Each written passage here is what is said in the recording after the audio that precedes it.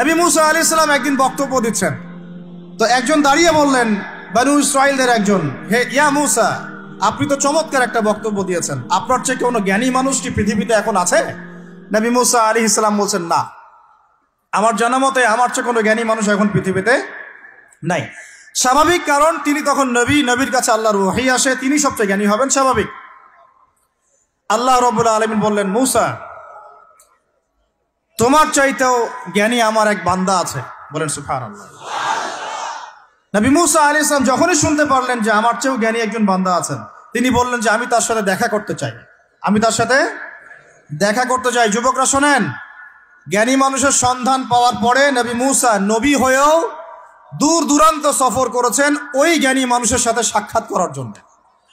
তো আপনারা রেডিমেড ইসলাম চান, আপনারা ফেসবুক শরীফে ইসলাম চান, ইউটিউব শরীফে ইসলাম চান, কিন্তু সফর করে, কষ্ট করে, পরিশ্রম করে আলেম ওলামা পর্যন্ত পৌঁছাতে চান না। তো যাই হোক, তো মুসা আলাইহিস সালাম বলছেন, যদি আমাকে যুগ যুগ ধরে সফর করতে হয় তবুও আমি সফর করব, তারপরেও আমি তার সাক্ষাৎ চাই। আল্লাহ পাক বললেন, ঠিক আছে, তুমি তাকে পাবে যখন মাজমাউল বাহরাইন বলা হয়, দুই সমুদ্র যেখানে মিলে যাবে সেখানে তুমি আমার সেই বান্দাকে পাবে। কোথায় পাবে ভাই? দুই সমুদ্র যেখানে মিলে যাবে সেখানে পাবে। এখানে আপনি ভৌগোলিকভাবে ওর ব্যাখ্যা নিতে পারেন, আধ্যাত্মিকভাবে নিতে পারেন। দুই সমুদ্র বলতে হয়তো বা ভৌগোলিকভাবে বোঝানো হতে পারে, অথবা আধ্যাত্মিকত্বও বোঝানো হতে পারে, যে বস্তুবাদী জ্ঞান এবং মারিফতের জ্ঞান যেখানে মিলে যাবে সেখানে। আল্লাহু আ'লাম, আল্লাহ ভালো জানেন। তো নবী মুসা আলাইহিস সালাম তার একজন সঙ্গীকে নিলেন, সেই সঙ্গী একজন যুবক। তরুণরা ভালো করে শোনেন, তরুণদের ত্যাগেই ইসলাম দাঁড়িয়ে আছে, আলহামদুলিল্লাহ। এই তরুণরা যদি এই স্মার্টফোন, এই পাবজি, এই ফ্রি ফায়ার, এই মেয়ের প্রতি আসক্তি, ফ্রি মিক্সিং, এই মাদক, এগুলো ছেড়ে দিতে পারে, দিয়ে নামাজি হয়, কোরআনওয়ালা হয়, ওলামায়ে কেরামের সাথে পরামর্শ করে চলে, উম্মার জামার মধ্যে থাকে, একটা ইমারার মধ্যে থাকে, ইনশাআল্লাহ আল্লাহর জমিনে আল্লাহর দ্বীনের একামত কেউ ঠেকাতে পারবে না ইনশাআল্লাহ। যুবক একজনকে সাথে নিয়ে নবী মুসা আলাইহিস সালাম হাঁটছেন। এই ব্যক্তির নামও বলে দিই, তার নাম হচ্ছে ইউশা বিন নুন। কি নাম? তিনি পরবর্তীতে নবী হয়েছিলেন, এবং তার পরবর্তীতে এই যে তালুত নাম শুনেছেন, যাকে সেনাপতি করা হয়েছিল, মনে আছে? ভুলে গেছেন, আপনারা পড়েন নাই মনে হয়, সূরা বাকারার শেষের দিকে আছে। ওই তালুতের নেতৃত্বেই তো বাইতুল মুকাদ্দাস জয় হলো, বনু ইসরাইল সেখানে ঢুকলো, এবং তখন সূর্য ডুবে যাচ্ছিল। তিনি দোয়া করছিলেন, আল্লাহ সূর্যটাকে থামিয়ে দাও। আল্লাহ পাক বাইতুল মুকাদ্দাস বিজয়ের স্বার্থে সূর্যকে থামিয়ে দিলেন। সুবহানাল্লাহ। মহাবিশ্বে সূর্যের ঘূর্ণন থেমেছে একবার, মহাবিশ্বে সূর্যের ঘূর্ণন আল্লাহ থামিয়ে দিয়েছেন। কোরআন সাক্ষী আছে, হাদিস সাক্ষী আছে। আবার অচিরেই নবী সাল্লাল্লাহু আলাইহি ওয়াসাল্লাম বলেছেন, দাজ্জাল যখন আসবে, ওর শাসন যখন শুরু হবে, 40 দিনের প্রথম দিনটা হবে 1 বছরের সমান। এখন 1 বছরের সমান একদিন কিভাবে হতে পারে, এটা আপনারা ভাববেন, যারা অ্যাস্ট্রোফিজিক্স পড়েন, যারা ফিজিক্স নিয়ে পড়েন, যারা অ্যাস্ট্রোনমি নিয়ে ঘাটাঘাটি করেন, আপনারা এটা তদন্ত করে দেখেন কিভাবে একটা বছর একদিনের সমান হতে পারে। একদিন 1 বছর সমান কেমন করে হতে পারে? তারপরের দিন হবে 1 মাসের সমান, তারপরের দিন হবে 1 সপ্তাহের সমান, তারপরের দিনগুলো হবে আমাদের দিনের মতো। তার মানে মহাবিশ্বে কিছু একটা হতে পারে, আল্লাহ ভালো জানেন। তো ওইদিকে আমরা যাচ্ছি না। এখন নবী মুসা আলাইহিস সালাম হাঁটতে শুরু করলেন। চলতে চলতে চলতে তিনি ওই মাজমাউল বাহরাইনের কাছে পৌঁছে গেলেন। আল্লাহর পক্ষ থেকে নির্দেশ ছিল, তোমার থলির মধ্যে একটা মাছ নাও, যেই মাছটা যখন লাফ দিয়ে জীবিত হয়ে যাবে এবং সমুদ্রে লাফ দিয়ে ফেলবে, তখনই তুমি তার দেখা পাবে। একটা মৃত মাছ তিনি নিলেন, হাঁটা শুরু করলেন, যোজন যোজন দূর চলতেই থাকলেন, হাঁটতেই থাকলেন।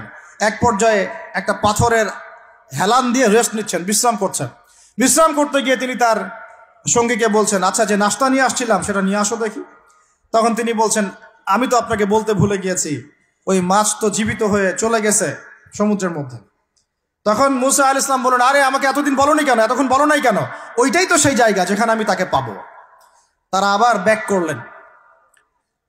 করলেন, সেই জায়গায় দেখলেন পাথরের উপরে সেই নাম খিদির আলাইহিস সালাম। খিদির শব্দের অর্থ শ্যামল, খিদির মানে শ্যামল। হাদিসে আসছে, তিনি যেখানে যেতেন মৃত জায়গার উপরে বসলে সেই জায়গা সবুজ হয়ে যেত। সুবহানাল্লাহ। তো খিদির মানে শ্যামল, সবুজ আলাইহিস সালাম। এখন তিনি পাথরের উপরে বসে আছেন। নবী মুসা আলাইহিস সালাম গিয়ে সালাম দিলেন, বললেন, আসসালামু আলাইকুম। ওয়া রাহমাতুল্লাহ। তখন তিনি বলছেন ওয়া আলাইকুম আসসালাম ওয়া রাহমাতুল্লাহি ওয়া বারাকাতুহু। তো মূসা আলাইহিস সালাম বলছেন আমি মূসা। তখন খিদির আলাইহিস সালাম বলছেন তুমি কি বনু ইসরাইলের মূসা? তুমি কি বনু ইসরাইলের মূসা? মানে বোঝাতে চাচ্ছি খিদির আলাইহিস সালাম বনু ইসরাইলদের কেউ নন। পৃথিবীর সবচেয়ে জ্ঞানী মানুষ বনু ইসরাইলদের মধ্যে নন, তিনি বনু ইসরাইলের বাইরে কেউ একজন। তাই এখনকার যে স্টেট অফ ইসরায়েল দাবি করে যে তারা হচ্ছে ইহুদি এবং তারা বনু ইসরায়েল, তারাই পৃথিবীর সবচেয়ে এলিট সোসাইটি, বাকি সবাই তেলাপোকা, ওদের এই দলিল এই কথার উল্টা দিকে কোরআন কথা বলেছে যে খিদির বনু ইসরায়েলের কেউ ছিল না। তো পৃথিবীর সবচেয়ে সেরা মানুষ, জ্ঞানী মানুষকে খুঁজতে হলে নবী মুহাম্মদ সাল্লাল্লাহু আলাইহি ওয়াসাল্লামের উম্মতে আসতে হবে। কথা বুঝতে পারছেন? পরতে পরতে দলিল আছে, একটু ঠান্ডা মাথায় গভীরভাবে ভাবার চেষ্টা করতে হবে। তো এখন খিদির আলাইহিস সালামকে নবী মূসা আলাইহিস সালাম বলছেন যে হাল আদুল্লুকা আলা আন তুআল্লিমানি মিম্মা উল্লিমতা রুশদা। আমি শুনেছি আল্লাহ আমাকে বলেছেন যে আপনি পৃথিবীর সবচেয়ে জ্ঞানী মানুষ, তাহলে আমি কি আপনার সাথে সঙ্গী হতে পারি, সফর করতে পারি, যে আপনাকে আল্লাহ পাক যে জ্ঞান শিক্ষা দিয়েছেন আপনি আমাকেও শেখাবেন? এটা হলো স্টুডেন্টের একটা আর্তনাদ। ছাত্র হিসেবে তিনি বলছেন আমি কি আপনার সঙ্গী হতে পারি, আল্লাহ আপনাকে যে জ্ঞান শিখিয়েছেন আমাকেও শিখাবেন? দেখেন একজন নবী কথা বলছেন। আর আমাদের তো মাশাআল্লাহ ওই যে বললাম জ্ঞান শেখার কোনো ফিকির নাই। 6 মাসের একটা কোর্স করতে পারি না, কোরআন তেলাওয়াত শিখবো 3 মাসের কোর্স করতে পারি না, 3 ঘন্টা ওয়াজ শুনতে রাজি, 3 ঘন্টা আমরা বই পড়তে পারি না। তো এই প্রজন্মটা দিয়ে হবে না ভাই। আমি আপনাদেরকে পরিবর্তন করতে চাই, আল্লাহ পাক যেন কবুল করেন, তৌফিক দান করেন। এখন খিদির আলাইহিস সালাম বলছেন ইন্নাকা লান তাস্তাতিআ মাইয়া সাবরা। টিচারের কি কথা, কি দূরদর্শিতা! টিচার বলছেন যে তুমি তো আমার সাথে সবর করতে পারবে না। সঙ্গী হওয়ার আগেই কথা বলা শেষ। আপনি এসে আমাকে বলছেন ভাই আপনার সাথে কি সফর করতে পারি, একটু এলেম শেখাবেন, আর আমি বলছি আপনি তো সবর করতে পারবেন না। তো কি পরিমাণ জ্ঞান, গভীরতা, দূরদর্শিতা থাকলে, ভবিষ্যৎ সম্পর্কে দূরদর্শিতা থাকলে তিনি আগেই বলতে পারেন যে আপনি সবর করতে পারবেন না।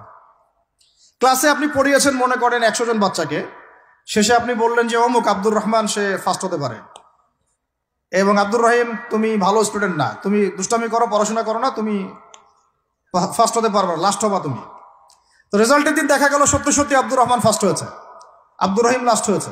তার মানে কি টিচার গায়েবের খবর জানে? এটা কি তার হিকমা, তার প্রজ্ঞা, তার বাসিরা, তার অভিজ্ঞতা? আল্লাহ পাক তাকে সেই জ্ঞানটা দিয়েছিলেন। তো মূসা আলাইহিস সালামকে মুখের উপর বলে দিলেন যে তুমি তো আমার সাথে সবর করতে পারবে না। মূসা আলাইহিস সালাম বলছেন সাতাজিদুনি ইনশাআল্লাহু সাবিরান ওয়ালা আ'সি লাকা আমরা। ইনশাআল্লাহ আপনি আমাকে ধৈর্যশীল পাবেন এবং আমি আপনার কাজে কোনো বিঘ্ন সৃষ্টি করব না। তখন তিনি বলছেন ঠিক আছে, যদি তুমি আমার সাথে যেতেই চাও তাহলে ফালা তাসআলনি আন শাই, আমার সাথে চলতে গেলে কোনো প্রশ্ন করা যাবে না। কেমন টিচার! টিচার দেখেন, আমার সাথে চলো, জ্ঞান অর্জন করতে চাও করো, কোনো প্রশ্ন করতে পারবে না। একটা হাদিসেও আসছে একটা কম ধ্বংস হয় যখন নবীদেরকে অতিরিক্ত প্রশ্ন করে, এইটা কেন, ওইটা কেন, ওইটা কেন। বেশি প্রশ্ন করতে হয় না, অতিরিক্ত প্রশ্ন করতে হয় না। তো যাই হোক, সফর শুরু হলো। ফানতালাকা, তারা হাঁটা শুরু করলেন। হাত্তা ইযা রাকিবা ফিস সাফিনাতি খারাকাহা, চলতে চলতে একটা নদী আসলো। তো এই নদীর পার হয়ে আরেক জায়গায় যেতে হবে, কিন্তু এটা পার হওয়ার জন্য তাদের কাছে অর্থ নাই। এক নৌকার মাঝি সে বিনামূল্যে এটাকে পার করার জন্য প্রস্তাব দিল, ঠিক আছে বিনামূল্যে পার করে দিব। সেই নৌকায় করে তারা যখন যাচ্ছেন, যেতে যেতে তীরে পৌঁছার আগেই সেই নৌকার তলদেশটা খিদির আলাইহিস সালাম ফুটা করে দিলেন। নেন এখন কি কাজটা দেখে কি ভালো মনে হচ্ছে না খারাপ? আমি আপনার গাড়িতে করে ধরেন যাচ্ছি, গাড়িটা যখন আপনি আমার বাসা পর্যন্ত পৌঁছে দিবেন তার আগে নামলাম, নাইমা আপনার টায়ার চেকটা পাস্ট করে দিলাম। আপনি আমাকে কি বলবেন? কিছু বলবেন না, ফেসবুকে গিয়ে স্ট্যাটাস দিবেন অথবা লাইভে আসতে পারেন, তাই না? এই আর কি। তো নবী মূসা আলাইহিস সালাম রিঅ্যাক্ট করলেন যে লাকাদ জি'তা শাইআন ইমরা, আপনি তো একটা অন্যায় কাজ করলেন মনে হচ্ছে। এটা কেন করলেন? যারা আমাদেরকে বিনামূল্যে বিনা পারিশ্রমিকে পার করে দিল, আপনি ওই নৌকা ফুটা করে ফেললেন। তখন খিদির আলাইহিস সালাম বললেন যে আমি তো তোমাকে বলেছি, আলা মা কুল লাক, আমি কি তোমাকে বলি নাই ইন্নাকা লান তাসতাতিআ মাইয়া সাবরা, তুমি আমার সাথে সবর করতে পারবে না? মূসা আলাইহিস সালাম বলছেন যে ঠিক আছে, আমি যে ভুলে গিয়েছি এজন্য আমাকে পাকড়াও করেন না, আমি যে ভুলে গিয়েছি কথাটা এজন্য আমাকে পাকড়াও করেন, একটা চান্স দেন আমাকে। তো ঠিক আছে চলো আবার ফানতালাকা, আবার তারা চলা শুরু করলেন। হাত্তা ইযা লাকিয়া গুলামান ফাকাতালাহ, এবার একটা ছোট্ট বালকের সাথে দেখা হলো, এই 8 বছর 10 বছর বয়স হবে, এই গোলাম বালকের সাথে দেখা হলো। ফাকাতালাহু, এবার খিদর আলাইহিস সালাম তাকে হত্যা করলেন। একটা বাচ্চাকে, এটা কেমন হলো? নৌকা ফুটা করার চেয়ে বেশি ভারী না হালকা? আরো ভারী। মুসা আলাইহিস সালাম বলছেন লাকাদ জি'তা শাইআন নুকরা, আপনি তো এবার জঘন্য একটা কাজ করলেন, আপনি তো পুরো একটা নিষ্পাপ বাচ্চাকে হত্যা করে ফেললেন। তারপরে বললেন যে এরপর যদি আর একটা প্রশ্ন করো তাহলে তোমার সাথে আমার আর চলা হবে না, লাস্ট চান্স। ঠিক আছে চলেন। এবার চলতে চলতে ফানতালাকা হাত্তা ইযা আতায়া আহলা ক্বরিয়াতিন ইসতাতআমা আহলাহা ফাআবাউ আন ইউদাইফুহুমা। কোরআনে আসছে একটা করিয়া মানে একটা গ্রামের মধ্যে তারা ঢুকলেন, সেই গ্রামে ঢুকে মেহমানদারি চাইলেন, নাস্তা পানি চাইলেন আর কি। তো তারা মেহমানদারি করলো না, দূর দূর করে তাড়িয়ে দিল। অনেকটা আমাদের ওই কলকাতার দাদাবাবুদের মতো আর কি, জিজ্ঞাসা করো যে খেয়ে আসছেন না খেয়ে যাবেন। এটা আমাদের আস্তে আস্তে আমাদের মধ্যে ছড়ায় পড়তেছে আর কি। মেহমান আসলে বিরক্ত হয়, কবে যাবে সেই ফিকির করে। তো এরা মেহমানদারি করলো না, উল্টা তাকে তাড়িয়ে দিল। যাই হোক, এখন মুসা আলাইহিস সালাম বলছেন যে এখানে একটা ঘটনা ঘটেছে। খিদর আলাইহিস সালাম দেখলেন যে বাড়ি থেকে তাদেরকে তাড়িয়ে দেওয়া হলো, মেহমানদারি করা হলো না, ওই বাড়ির একটা দেয়াল ধসে পড়ে গেছে, ওই বাড়ির একটা দেয়াল ধসে পড়ে গেছে। তখন তিনি সেটাকে নিজের হাতে আবার নির্মাণ করে দিলেন। সুবহানাল্লাহ। এটা দেখে মুসা আলাইহিস সালাম বললেন যে আপনি তো চাইলে কিছু আজর নিতে পারতেন, আপনি যে এত কষ্ট করে এটা নির্মাণ করে দিলেন, আপনি তো চাইলে একটু টাকা পয়সা নিতে পারতেন। ওরা মেহমানদারি করলো না, ওইটা দিয়ে হয়তো আমরা কি করতে পারতাম, নাস্তা পানি করতে পারতাম। তখন তিনি বলেন হাযা ফিরাকু বাইনি ওয়া বাইনাক, এই হলো তোমার আমার ফেরাক, পার্থক্য শেষ, তোমার সাথে আমার চলা আর হলো না। আমাদের নবী সাল্লাল্লাহু আলাইহি ওয়াসাল্লাম বলেছিলেন যে যদি সেদিন মুসা আলাইহিস সালাম এই প্রশ্নগুলো বারবার না করতেন তাহলে আরো অনেক জ্ঞান শেখা যেত। সুবহানাল্লাহ।